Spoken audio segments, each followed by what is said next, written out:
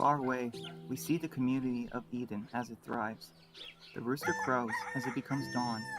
We see Rachel inside one of the houses as she opens her eyes. Rachel woke up as she stood up from the bed. She struggled as she rubbed her belly. "Oh!" she said in pain. She was coming to full term. She stood up and looked at it. She then looked outside and took a deep breath and smiled. She slowly began to get dressed. She was getting cleaned up as she washed her face in a bowl. She dumped it out of the window and then opened a drawer.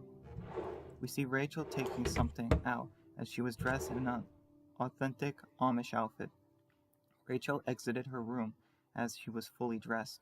She looked seeing Tyler wearing an authentic young man outfit as well. "No matter how many times I wear this, I will never get used to it," he said. "Me either," she said. We say Isaiah and his wife approached them. "Good morning, Brother Tyler, Sister Rachel," Bethany said. "Good morning, you two," he greeted. Tyler waved morning as Rachel smiled and properly said good morning to them. "Well, come on. We've got a long day of chores to do," he said. The couple left as Rachel breathed again as Tyler looked at her. "Are you okay?" he asked her. "Yeah, it's just a baby kicked," she said, grateful but also nervous. We see Rachel and Tyler outside as each go about their daily routine, as we see Rachel sweeping many porches and other places with dust and hay on them. She helped some of the other women in the community with sewing when she pricked her finger, drawing blood. "I'm sorry," she said.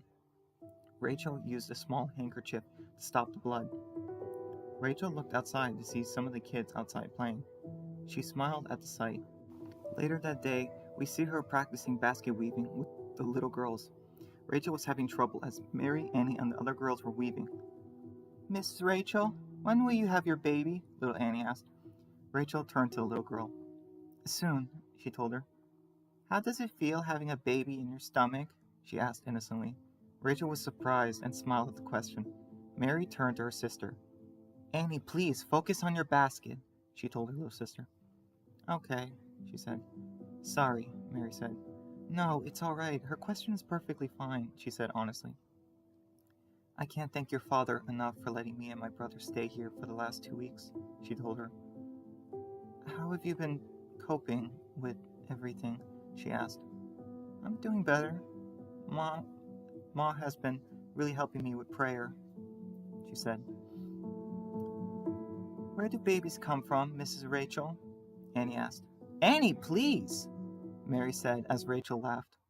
Meanwhile, we see Tyler in the trenches as the walkers were trying to get out the hole.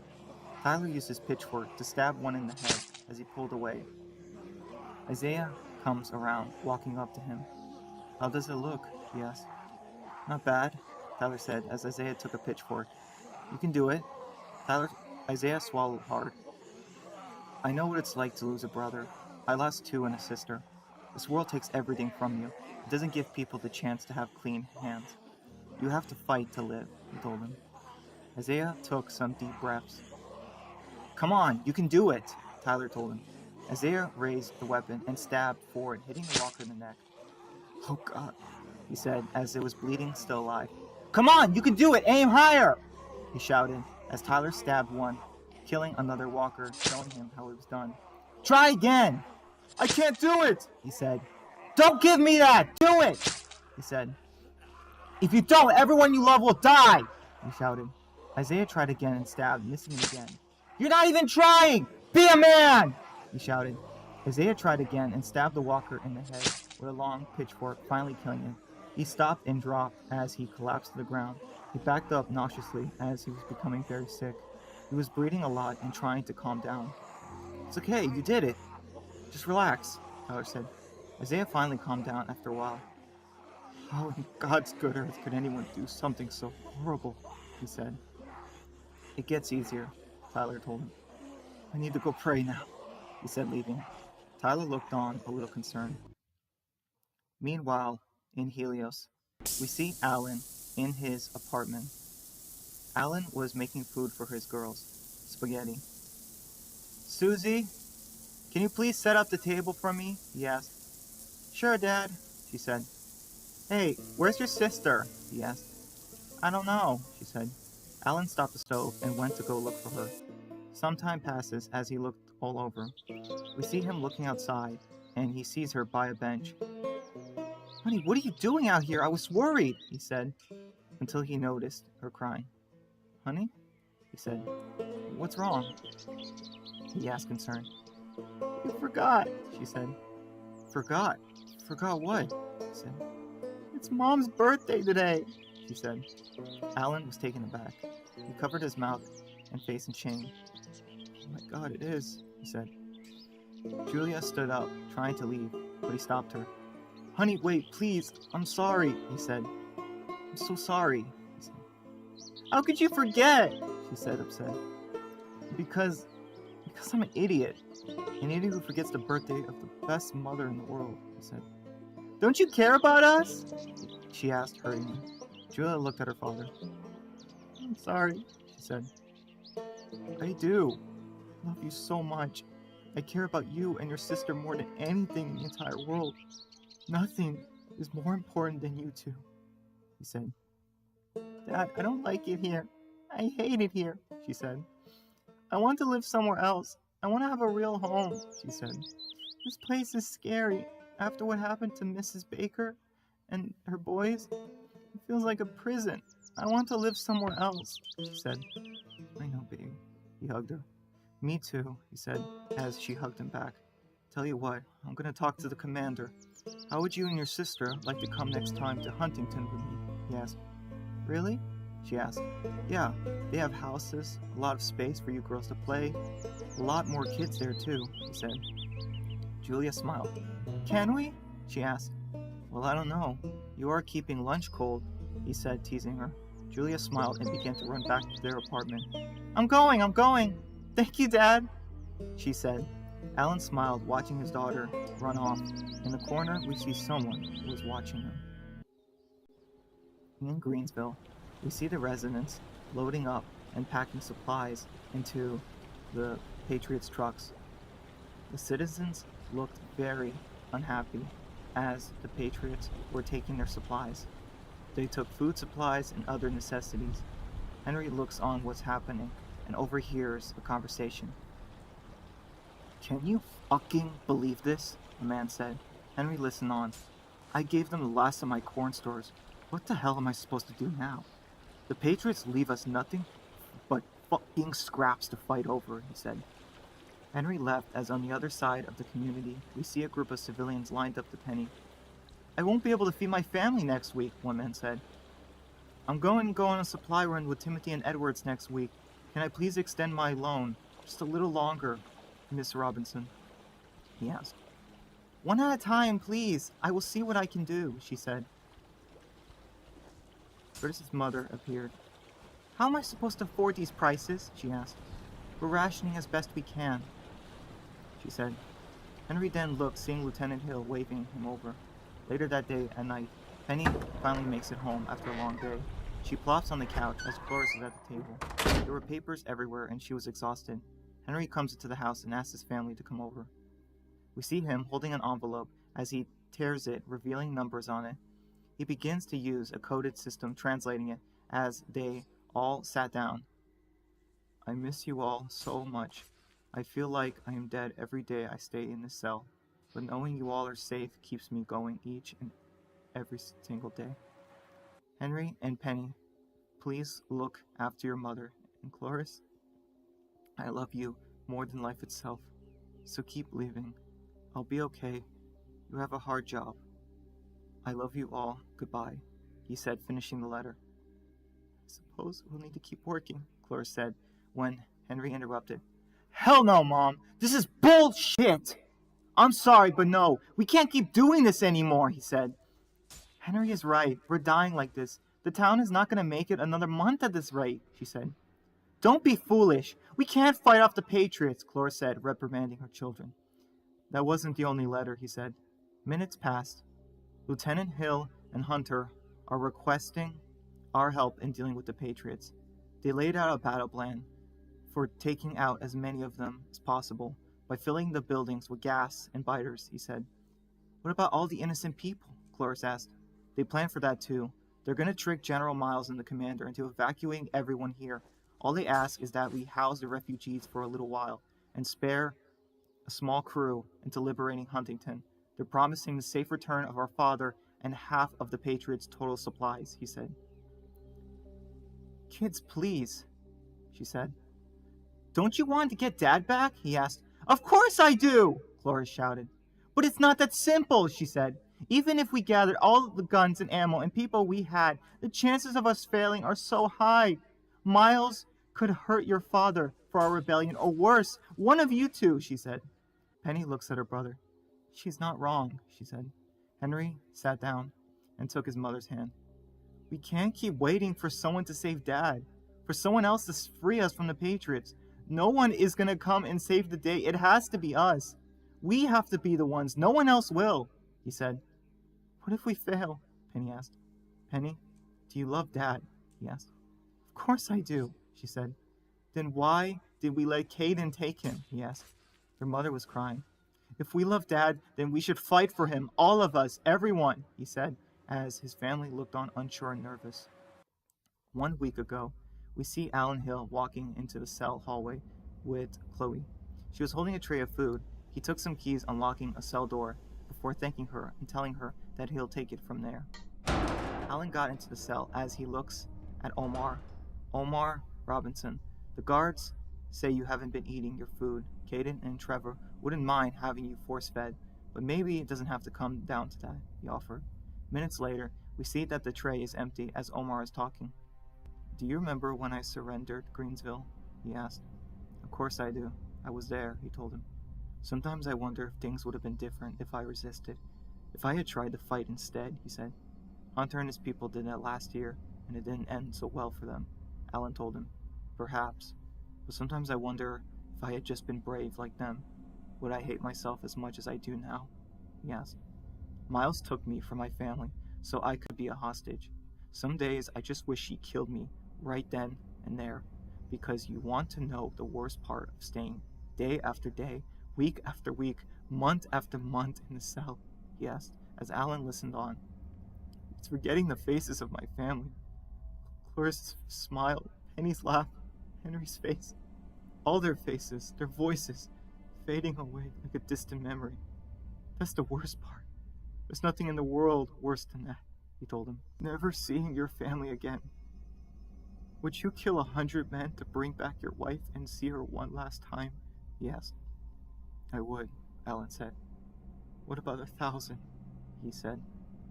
Yes, Alan said, as he got up and took the tray. He leaves Omar in the cell as outside. Alan looks around and pulls a letter from the underside of the tray.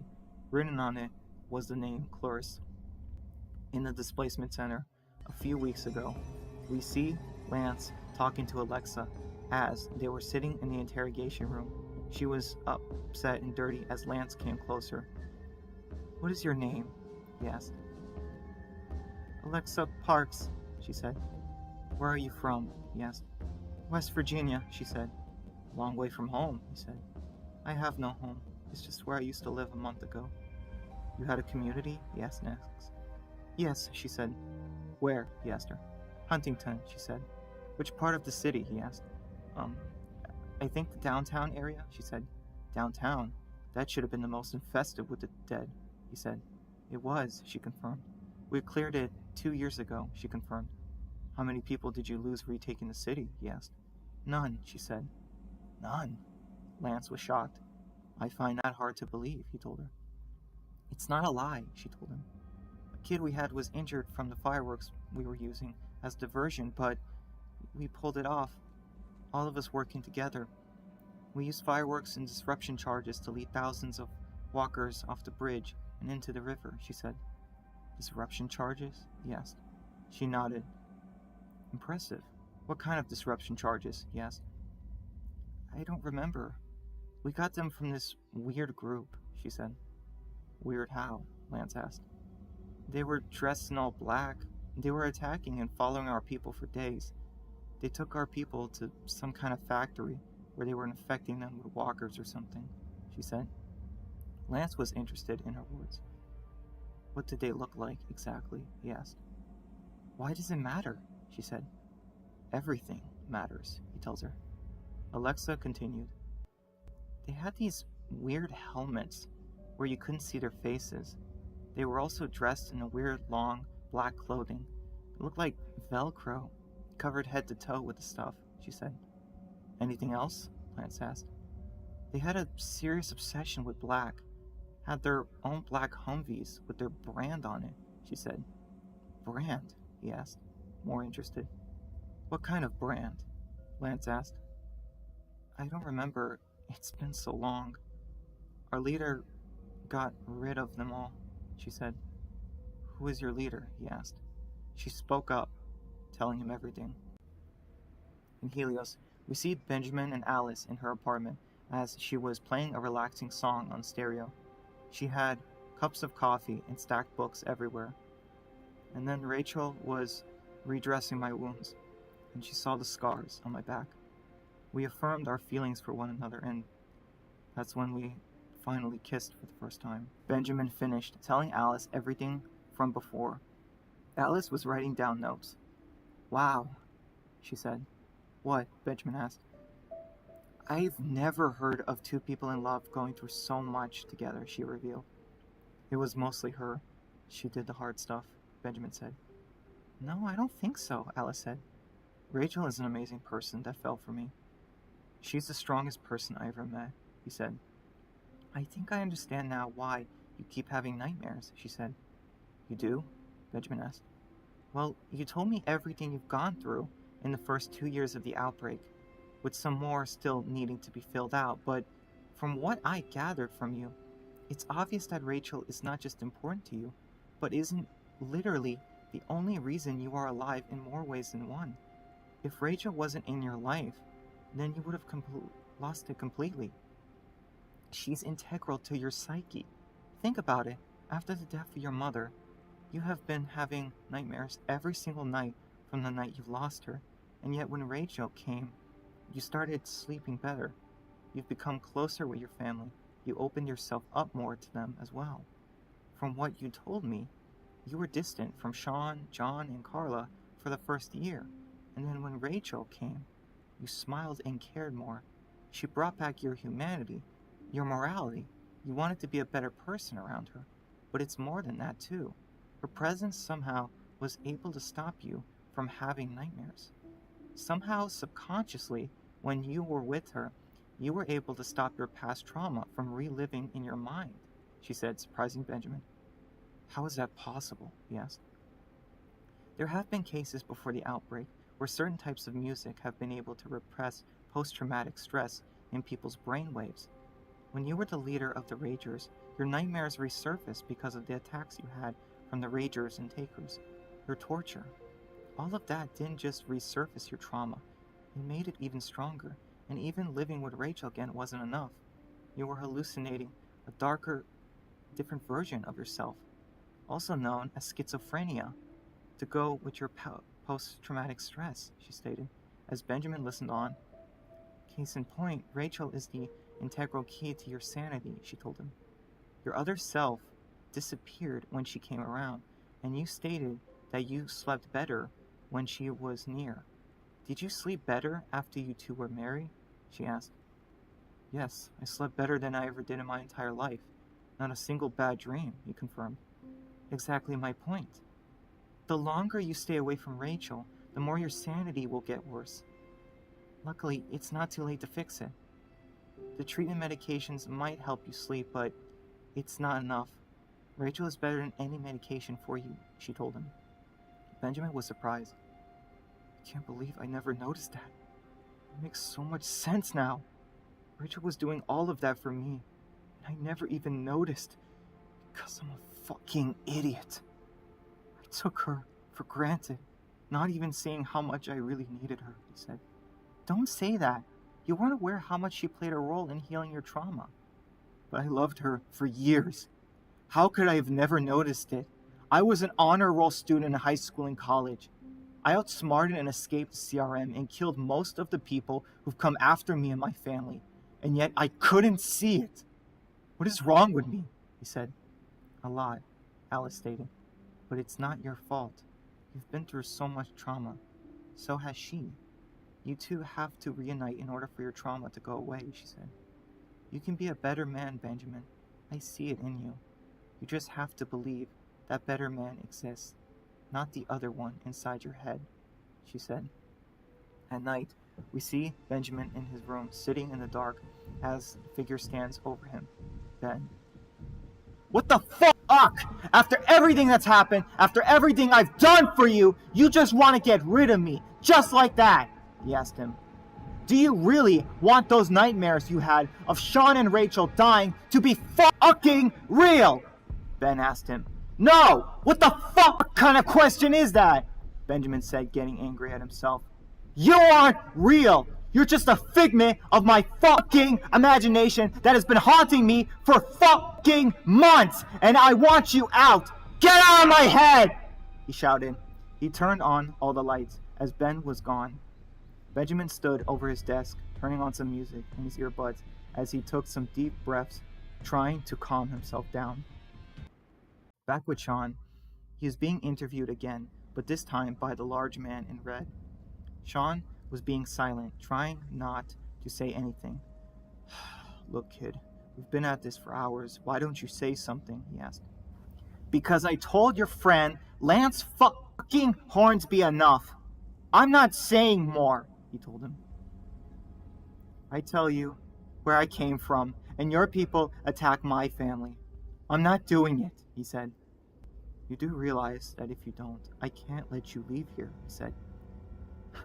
So what else is new? Sean said, pissed. I'm trying to help you. You already said that, Sean said. You're just like everyone else, trying to talk down to me. Everyone sees me and underestimates me. They look at me and see a pathetic kid, someone who needs to be saved. But I can save myself. I've killed more people than you, but everyone just uses me because I'm young. But fuck them. I outlived them all, he said. The man softened. You don't have to kill anymore. If you tell us where your people are, we can help you. You can finally live a normal life. No more killing. Go to school. Have a family, he said. Suddenly, Sean started laughing. No more killing? How stupid are you? Do you really think that's possible? Do you have any idea how many people my brother killed to protect me? And his wife? And the others? Sean asked. You guys have never had to do the fucked up things we had to. I see it in you. You should just let me go, or you'll end up dead too, Sean said. Why? He asked, not scared. Because everyone around me dies. I can't have a normal life because I am not normal. We don't live in a normal world anymore. It's never going to be normal, he told him. This is normal now. Seeing people you grow to care about dying, and you're left all alone with blood on your hands and burying them because for some fucked up reason, the world wants you to keep on suffering. The dead have brought us to the brink of extinction, and we're gonna finish the job. This safe place you live, it'll fall, just like everything else, because the people who took my home will come for me, and they will kill every last one of you, Sean warned. I won't let that happen, Matt said. You won't let that happen, Sean said. Are you God? He laughed uncontrollably. Why are you laughing? This is serious, Matt said. Because it's fucking hysterical, Sean said. My dad, John, Mr. Walker, every time a man tries to act faughtily towards me, they die a horrible death. I'm not meant to be happy, to go ahead and try and keep me locked here for the rest of my life, he said. It's better than seeing any more people I love die, Sean said. Matt braced himself against a chair. Carlson, he said. Yes, sir, the soldier came out. Take the kid back to his cell. We'll try again tomorrow. We see the man taking Sean to his cell as he looks, seeing a blonde woman, Alexa. Sean stopped. Carlson kept pushing him. Keep moving, he told him. No, wait! Alexa! Is that you? What are you doing here? He shouted. Let me go, you asshole! Sean said. Just shut up and get back in, he shouted, pushing Sean in the cell. Ah! Fuck you! He said. In the hallway, Lance looked on, watching the ordeal, and smiled. Back in Helios, Liza is sitting down at the wall of the lost. She mourns her dead family as she looks at the pictures surrounded by lit candles and many other dead civilians. Sometime later, Liza is in her bedroom, emptying her drawers, taking out clothes and other personal items as she carefully folds them and puts them inside her bag. She finishes it as she zips it up. Suddenly the door is unlocked and opens as Caden comes in the room. We look, trying to see her. Liza, I wanted to talk to you about something, he said, turning the corner and seeing her near the bed. Oh, there you are, he said before stopping. Liza barely turned to him. Hello, General, she said bitter. She zipped up the bag as Caden noticed. What's going on? Are you going somewhere? He asked her. Yes, I'm leaving, she said. What? Leaving to where? Caden said. I can't stay here with you anymore, Caden. I'm done, she said. She tried to take her bag and go, but Caden stopped her. Whoa, whoa, whoa! What the hell? He asked. What? Why are you leaving? He asked. I'm done, Caden. Done with what? He asked. With us. It's over, she said, upset. But why are you doing this? He asked. Because I can't do this anymore, Caden. Being with you. I've lost everything, she said. That's not true. You didn't lose me, he said, trying to embrace her before she backed away. I lost you a long time ago, she said.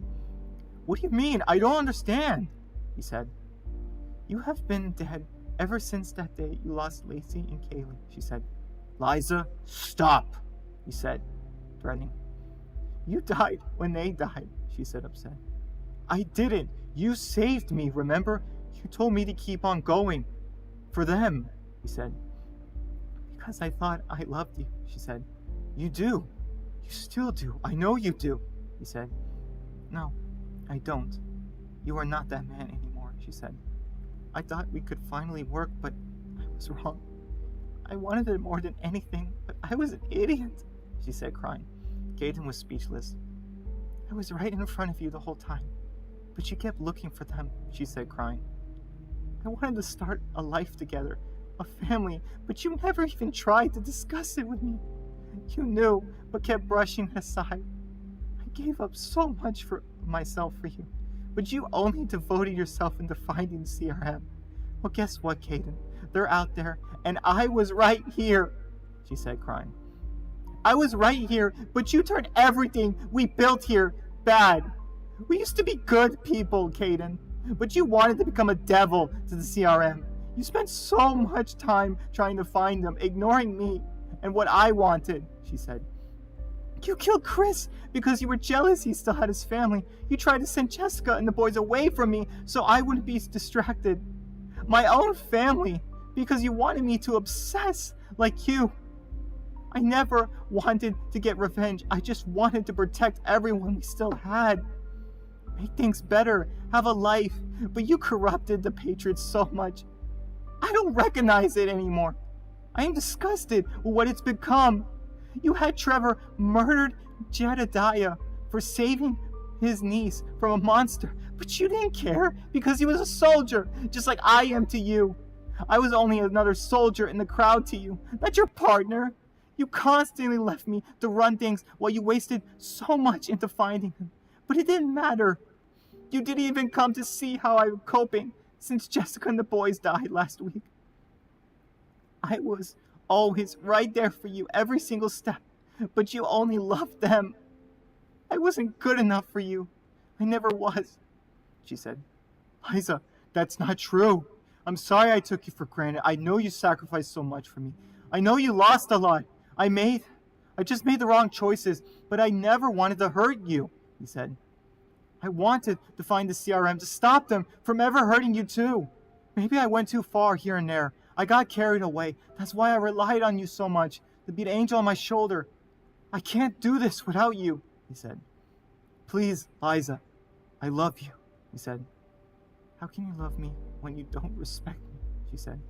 Caden was awestruck at her response. I see how willing you are to keep secrets, turn off your morals for the cause, and it made me realize that I don't love the man you've become. I never wanted to be with a monster. I was trying to help you because I loved you and put your wants before mine, but that was all I ever did, and it cost me my family. If I had just taken better care of them, Jessica wouldn't have done it, and they'd still be here with me. You scared her, Kate. My sister didn't want to be a prisoner in her own home, and neither do I. I'm done, Caden. I'm done with helping you pursue vengeance because it's clear to me you won't change. I won't let your vengeance take me down with you, she said, having enough. Goodbye, Caden, she said, walking away. Wait, Liza! Commander! You get back here right now! He ordered, with tears coming down his face. Liza! He shouted one last time as she walked through the door, closing it for good. Caden stood there as he lost it. He cried, grabbing a nightstand before flipping it over, destroying all the furniture on it as he screamed loudly. Ah! He shouted, before collapsing to the ground in defeat. Later that day, we see Captain Dallas walking by himself in the hallway. He looks ahead very seriously. Elsewhere, we see Alan in his apartment with his girls as they were playing a board game with each other, Monopoly. That's my property, Dad. You owe me $500, Susie said. Alan laughed. You girls are draining me dry, he said, as he handed her some fake money. All I have now is one house. Where am I going to live? He said. The girls laughed as they heard a knock on the door. Alan turned his head. Hold on, girls, he said, getting up. The girls looked at each other as Alan opened the door, seeing that it was Trevor. Hello, Lieutenant. Good evening, he said. Captain, he said, surprised. What brings you to my home? He asked. I wish this was a social call, but I needed to talk to you about a security situation I wanted to discuss with you, he told him. Do you mind coming with me? He asked. No, not at all, Captain, he said. Hey girls, I'm going to be back in a few minutes, he said. Okay, Dad, they said in unison. Alan looked back one last time before he locked the door. Ready? Trevor asked. Ready, Alan said. We see them walking in the hallway. Thank you for taking the time out of your busy schedule, Trevor said. Alan looked at him and didn't say much. Do you remember the breakout from last month? He asked. Of course, Alan said. But should we really be talking about this in the hallway? Alan asked. Trevor smirked. You have a good point, Trevor said. You may have noticed in the last 6 months that Hunter and I have had a tense relationship, he said. He may have mentioned something like that to me, Alan revealed. I'll bet he called me all kinds of names with fuck in them, he said. I don't care, honestly. It won't matter. I tried everything to get rid of him. I know he and another person planted that escape attempt with Jessica's family and the others, but I just can't prove it. The general won't let me touch him. He's becoming his new pet, and if the Black Wolf keeps this up, he's going to completely take over, he told him. I want to get rid of him once and for all. One of these days, he's going to try and kill me. That's where you come. If you help me, we can stop that. We can save the Patriots from itself. We can save your daughters. What's left of your family, he told him. Benjamin Hunter is going to turn us against each other. We'll have a fucking civil war in our walls, and boom, everything we did will be for nothing. If the general and Liza won't do anything, we have to, he said. We can't let the traitors in our walls kill us in our sleep, he said. Alan looked on, unsure. Trevor went closer. Alan held onto his pocket knife, getting ready to stab. Can I rely on you, Lieutenant? He asked him. Of course, sir. You can trust me, he said, letting go of the knife. Good man, he said. As they continued to walk, they came across another door and were in the arena. Alan was taken aback as he noticed where they were. The thing is, though, Alan, he said, when suddenly, without warning, he plunged the knife into his stomach as Alan screamed. He grabbed Trevor as he clenched in pain. I never trust anyone, especially fucking traitors, he stated. He released the knife from his stomach as Trevor swapped and took his gun too. Trevor stood over him, walking in a circle as Alan collapsed. Alan held him to his body as he kept bleeding. I knew for weeks you were the one who tried to help them escape. All the times you and Benjamin were together, and close to Dr. Evans. The trips to Greensville, he said. Hunter couldn't have pulled it all off if there wasn't someone high enough the command chain helping him. And it was you. You were the only one who survived the ambush at Huntington. Hunter's whore couldn't have known about us coming to kill her if it wasn't for you. Did you really fucking think you could have warned her and them And I wouldn't have figured it out? He stated, as Alan was coughing blood. How does it feel? He asked, as Alan was still coughing in pain, profusely bleeding. Trevor bent down to his level and mocked him. You and Hunter made quite the team, honestly. Getting the doctors to join you. But you made one mistake. Alan pulled his knife and launched it, but Trevor caught his arm, and struggled. You fucking thought you could pull a fast one on me, he said. I'm not Caden. I'm not a fucking idiot obsessed with the CRM or a pussy like Liza.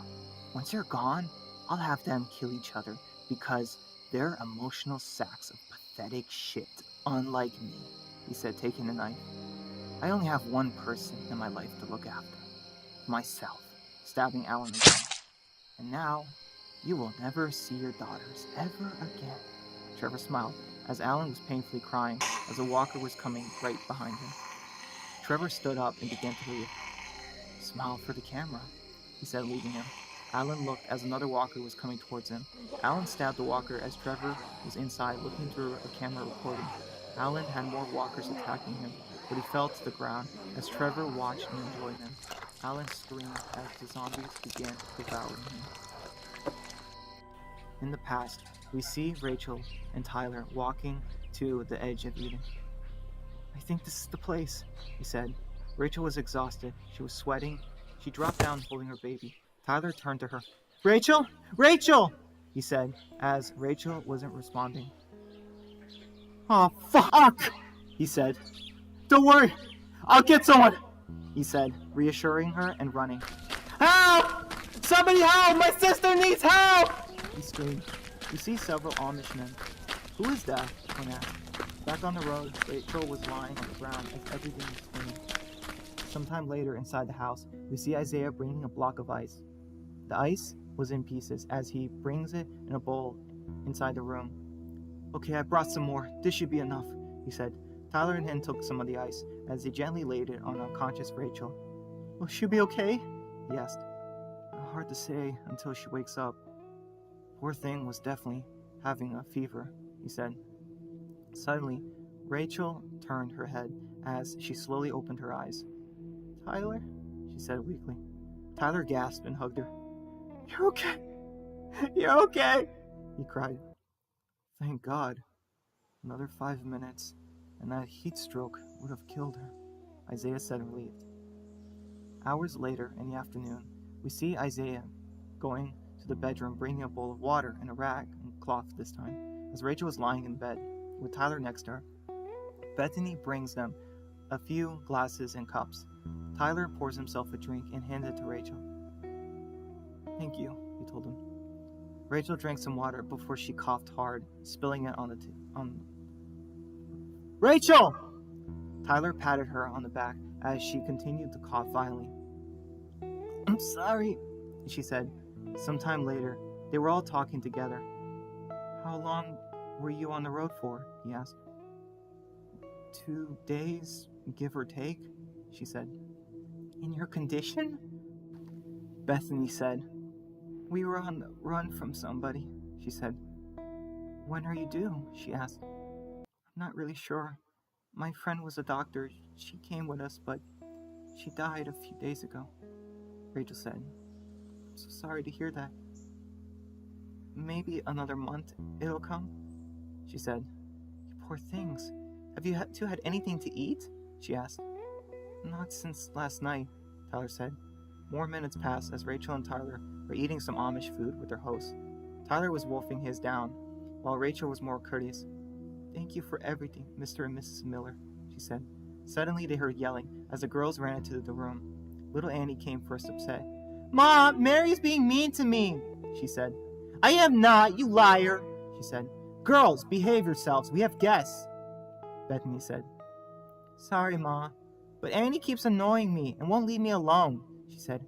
I am not, she screamed. R2, are not, R2, they said repeatedly as they battled it out. Girls, enough! If you can't behave like civilized girls inside the house, you can both go outside, Isaiah said. Sounds fine by me, Mary said as she left, leaving Annie. I am so sorry about her, she said. No, it's all right. Are you okay, dear? Rachel asked. Annie turned to Rachel. Wow, you're beautiful, little Annie said, in her cute voice making Rachel blush. Oh, thank you, she said back. I'll take care of her, Bethany said as she picked Annie up. Rachel and her kept eye contact. She's adorable, Rachel said, admiring the girl. You poor thing, out there all this time. May I ask where your husband is? Isaiah said. Rachel was hoping he wouldn't ask that. He's, Isaiah interrupted. Oh heavens, dear. I'm truly sorry, he said. No, it's not. He's not dead, Rachel revealed. He was taken from me many months ago, she said. Taken? By whom? Isaiah asked. By the same people who run your home and took over mine. The Patriots, she said. In Eden, we see that it's nighttime, as the town was quiet. Everyone was asleep. Inside the house, we see Bethany tucking both her little girls in bed. Good night, dears, she said, as she kissed them on their foreheads. Good night, Ma. Ma, they said. Ma, Mary said. Yes, Mary, she said. What's going to happen to the woman with the baby, she said. Now, don't you worry about that. You girls get some sleep. Your pa and I will take care of her, she said. Yes, she said, going to bed. Bethany blows out the oil lantern and leaves. Bethany closes the door quietly as she heads into the kitchen. She walks to the table next to Isaiah as he was contemplating. What a day. Are you alright, Isaiah? She asked. Oh, sorry, Beth. Just thinking, he said. I didn't expect the day to go out like this, he said. I can't imagine, she said. To tell you the truth, I'm terrified. Keeping the girl and her brother here, when Caden and the Patriots are out there looking for them, is dangerous. Not just for you and me, but the girls too. Everyone in Eden, he said. It is dangerous. But we do what's right by the girls, she said. And how do I do that exactly? Call Trevor and his pack of savages and let them take that poor family away and do heaven knows what to them? He asked. That's not what I'm saying, Isaiah, she said. Then what? He asked. They're wanted by the Patriots, and having them in our own home is dangerous. She's the wife of Mr. Hunter. Do you really want to have her in the same house with our girls after what happened to your brother? She asked. That was not my fault, or even his. Trevor would have killed all of us if Benjamin didn't do what he did, and he made sure it was painless. Benjamin is a good man, he said. How could I possibly turn away his pregnant wife and her brother when they have nowhere else to go? God would damn me for this, he said. I know, and you're right. What happened to Jedediah wasn't your fault, or his, or the girls. But being a good man isn't as easy as it used to be. It's one of the reasons why I fell in love with you, why the girls love you, and why the town chose you to be the leader. But times are changing. We have to make harder choices in harder times. Samuel was also a good man, and he and Jedediah are gone now, she said. He was. He killed that monster and saved Mary. If he hadn't done what he did, Mary, he said upset. She continued to comfort him. I know, Isaiah. I miss him too. What nearly happened was scary. I was so close for our girls. We can't let that happen again, she said. And how do you suppose I do that? He asked. Stand up to Trevor. Tell him that he can't walk on us and push us in the dirt anymore. That man is a savage. I have better luck with Liza, he said. We must look after our own, she said. No, I got rid of that gun and it got my brother killed. If I had just listened to Benjamin and not you, this wouldn't have happened, he stated. Now hold on for a minute. If you're blaming me, she said angrily. I am, he said. I always listen to your advice, but things have to change, he said. I'm the man of this house, and I will do everything to protect our girls and them too, if I can, he told her. Bethany was upset. Well, you can just sleep here for the night if that's how you're going to be, she said, leaving. Present time. In the station it was dark at nighttime, as everyone was asleep. A guard walked past the cell door as Sean quietly and carefully woke up. He pulled out a wire and a bobby pin from his pockets. Sean then looked, watching the hallways and doors. Come on, he whispered as he began to pick the locks. Sean then picked up the lock as he heard something. He heard a door closing. As it stopped, it was quiet. He exhaled, relaxing again, as he started to look again at the lock. Sean carefully went through the lock. He had a hard time moving his fingers around the small holes in the fence. He placed a pin in and turned the lock dial. It finally clicked as Sean sighed of relief. He then carefully pocketed them as he slowly closed the door without the lock. Sean was careful as he walked in the hallway. All the other prisoners were asleep. He saw all of them. Some young people around Benjamin's age. Some of them were older, and it looked like one of them was a kid, younger than him. Sean looked at her kind of sad. He then shook his head and kept moving on, leaving the hallway. Suddenly, a soldier came through the double doors as Sean moved to the side. He stayed in the shadow as the soldier stopped. Sean was right behind him. Sean looked to see his gun. The soldier then stepped forward and kept moving, failing to notice him. Sean did a sign of relief as he went into the other hallway. Sean then looked, seeing Alexa lying asleep. Sean looked around, trying to be careful. He looked to see that the guard was lying down on a chair by the wall, looking downwards. He looked to also have been sleeping. "Fucking amateurs," Sean said. "Psst, Alexa. Hey, it's Alexa, it's me, wake up," he said. Alexa turned as she was getting up. Sean looked at her locked cell. "I'll get you out," he told her. Alexa got up to the bars. No, Sean, don't," she said. "What? Why not? I can do it," he said. "Listen to me. You need to get out of here," she told him. "I know," he said, trying to unlock it. "No, you have to leave here now." "I'll never make it out with you," she said. "Listen, they know everything," she said. "What?" Sean asked. "They know where the city is. It's only a matter of time," she said. "They were keeping you to see if our stories matched. We don't have much time. You need to get out and warn everyone," she said. "I heard them talking last week. They have thousands of people. They take over other communities like the Patriots. Patriots will never let them," he said. "No, they won't," she said. "Then they'll kill each other and we take out who's left," Sean said. "No, it's a bad idea," she said. "We don't stand a chance, even if they lost a lot of people," she said. Sean looked on. "Is everyone back home okay?" he asked. He noticed that Alexa looked sad. Sean was scared. "What?" he asked. "Last time I saw Rachel and Tyler, they were okay, given her condition." "What?" Sean said, as the lockpick broke. "Shit!" he said. "It's over. There's no time left. Listen, you got to go through that door," she said. "There's a window where you can escape from there," she said. She handed him a card. "I found this in my cell. You can use it for the door," she said. "But I can't just leave you," he said. "It's okay. I'll be fine. Just get out far away from this place as you can, and don't turn back. It's too dangerous," she said. Suddenly, she heard a sound, multiple soldiers coming. "There's no time. Go!" she said. Sean listened and gave in. "I'm sorry," he said, gunning it. Sean ran into another hallway as he looked, seeing the people. They looked back, seeing him. He ignored them leaving.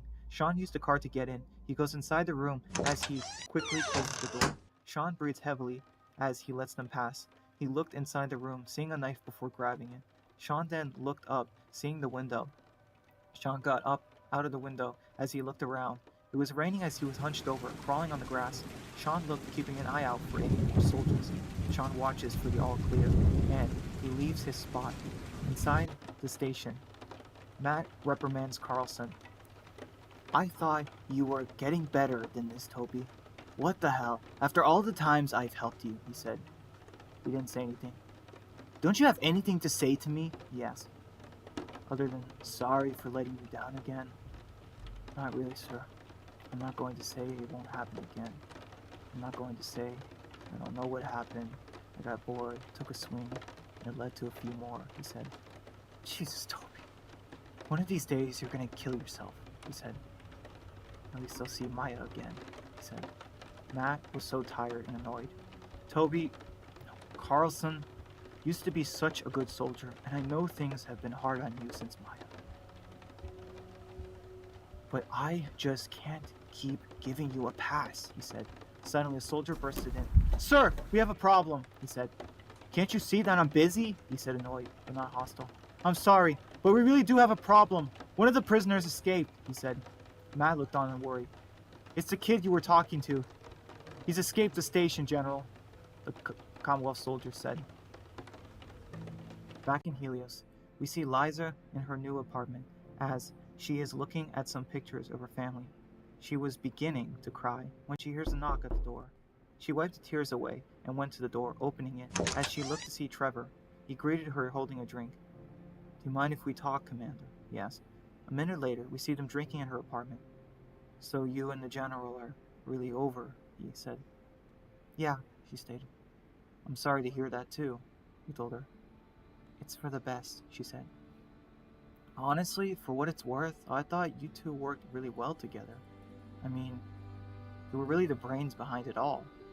Caden would have been lost without you, he told her. I just don't know what I'm going to do now. So much of my life I wasted on helping him, and Jessica and the boys. I don't know what's next for me, she said. You don't have to decide that now, he told her. You need to heal. Take some time. No one can think straight when their mind is a complete mess. No offense, he said. None taken. Honestly, thank you for being a voice I can confide in, Trevor. I know we haven't always seen eye to eye on things, but I appreciate this. You've changed, she said. Of course. I appreciate it as well. I wanted to make friends with Caden too, but it's just different, he told her. I mean, I used to be different. I was fucking crazy. I went too far with killing.